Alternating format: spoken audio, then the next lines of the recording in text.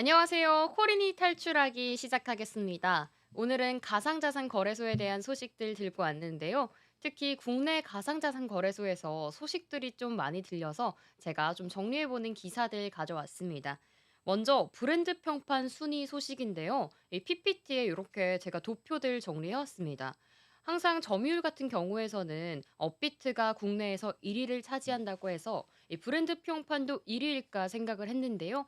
이 3월을 기준으로 했던 브랜드 평판에서 순위가 조금 뒤바뀐 결과가 나왔습니다. 가상화폐 거래소 브랜드 평판 2025년 이 3월 기준으로요. 빅데이터 분석을 결과했는데 1위는 빗썸, 그리고 2위가 업비트, 3위는 코인원으로 분석됐다고 합니다. 한국기업평판연구소는 2025년 2월 27일부터요. 또 3월 27일까지 가상화폐 거래소 브랜드의 빅데이터를 분석했습니다. 그 결과 소비자들의 브랜드 소비 형태를 좀 분석을 해봤다고 해요. 그러더니 지난 2월에 전체적인 가상화폐 거래소의 브랜드 평판을 따져보면요. 전체 빅데이터랑 2월에 있었던 이 데이터랑 비교를 하면 6.56% 줄어든 수치였다고 발표했습니다. 또 안에서 이 브랜드별로는 어떤 순위가 있었냐 살펴보면요. 앞서 말씀드린 것처럼 빗썸, 업비트, 코인원 순서고요. 4위는 코빗, 그리고 5위는 고팍스라고 합니다.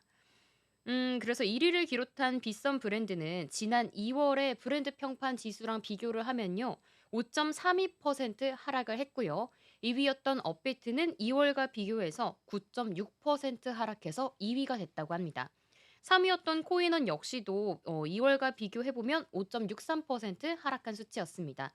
앞서 말씀드린 것처럼 전체적인 가상자산 거래소의 브랜드 평판이 6.56% 정도 줄어들었기 때문에 1위랑 3위였던 빗썸과 코인원도 같이 줄어든 수치 보였고요. 다만 업비트가 9.6%로 다른 거래소보다 거의 2배는 떨어진 수치 볼 수 있습니다. 그중에서 아무래도 업비트가 가장 크게 하락했기 때문에 2위로 좀 자리를 한 걸 보여주고 있고요. 물론 기준을 어떻게 잡느냐에 따라 이 브랜드 평판에 대한 가치는 달라질 수 있지만요. 이 데이터상으로는 이러한 결과가 나왔다는 점 알아주시면 좋을 것 같습니다. 그래도 업비트에서 최근에 긍정적인 소식이 하나 나와서 가져와 봤는데요. 업비트가 금융당국으로부터 영업 일부 정지 3개월을 처분받았었죠. 하지만 이 부분에 대해서 이 효력이 일시 정지됐다고 합니다. 업비트 운영사 두나무가 금융정보분석원을 상대로 낸 집행정지 신청에 대해 인용 결정을 내렸다고 합니다. 덕분에 업비트의 신규 이용자의 가상자산 전송이 당장은 가능해졌다고 하는데요. 어떤 내용이었는지 구체적으로 좀 살펴보도록 하겠습니다. 앞서 지난달 25일에요. 특근법을 위한 두나무와 임직원들에 대해 중징계를 확정했었습니다.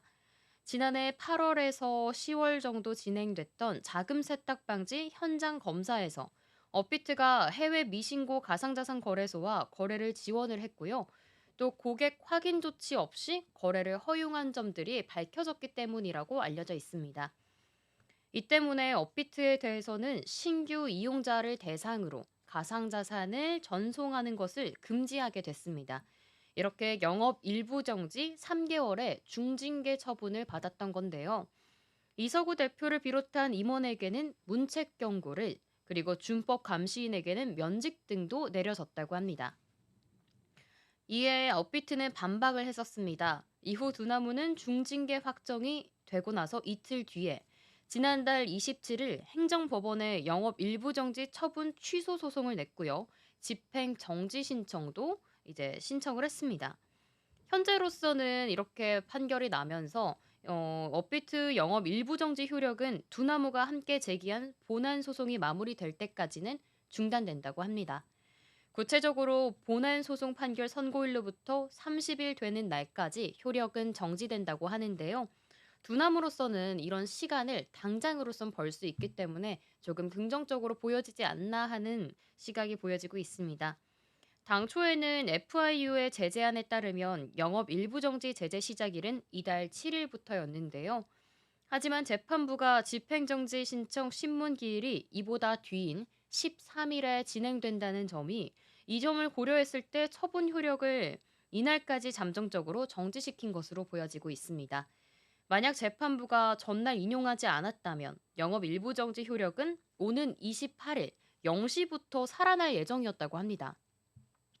이렇게 두나무와 FIU는 향후 본안 소송에서 이번 제재가 정당했는지 여부를 두고요.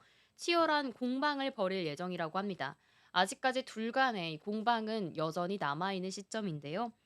당장의 시간을 번 이 두나무의 향방은 어떻게 흘러갈지 좀 귀추가 주목되는 지점인 것 같습니다. 앞으로 또 추가적인 소식이 들려오면 코린이 탈출하기로 알려드리도록 할게요. 그렇다면 이러한 두나무, 업비트의 현재 실적도 좀 살펴보도록 하겠습니다. 지난해 투자 심리 호조에 힘입어가지고요. 약 1조 2천억 원의 영업이익을 낸 회사라고 합니다. 두나무는 27일 사업보고서 공시를 통해서 이러한 발표를 했는데요. 지난해 영업이익이 1조 1,863억 원을 기록했다고 발표한 건데 이러한 수치가 어느 정도 성장한 거냐면요.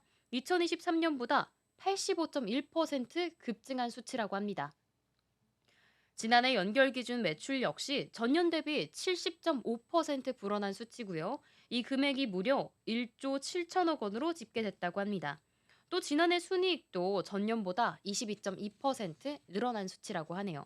전반적으로 좀 실적에 있어서는 성장 가도를 달리고 있는 업비트인데요. 이에 대해 두나무 관계자는 비트코인 반감계가 도래했고 또 투자 심리가 호조되는 등 매출과 영업이익 증가로 이러한 점들이 이어졌다고 설명을 했습니다.